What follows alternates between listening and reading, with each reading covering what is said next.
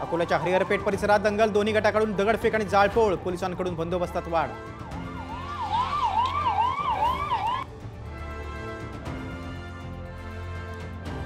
खासदार सुप्रिया सुळेंच्या विजयामागे आमचेही अदृश्य हात, तुतारी हातात घेतल्यानंतर जाहीर सभेत हर्षवर्धन पाटलांची कबुली।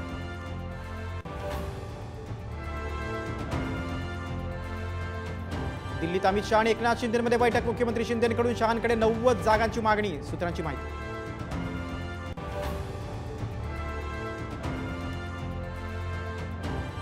सांगलीतल्या तासगावमध्ये उद्घाटनाच्या कार्यक्रमात आजी माजी खासदार भिडले, तर स्टेजवर संजय काका पाटील विशाल पाटलांच्या अंगावर गेले धावून।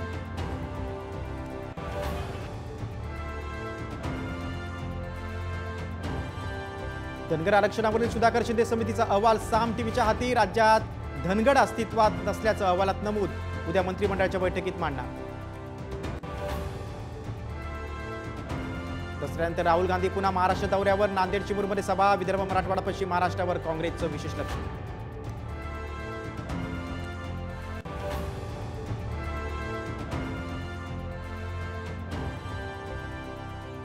आणि राज्यातील सहकारी संस्थांच्या निवडणुका पुढे ढकलल्या, 31 डिसेंबर 2024 पर्यंत निवडणुका लांबणीवर, 29,429 निवडणुका सध्या प्रलंबित।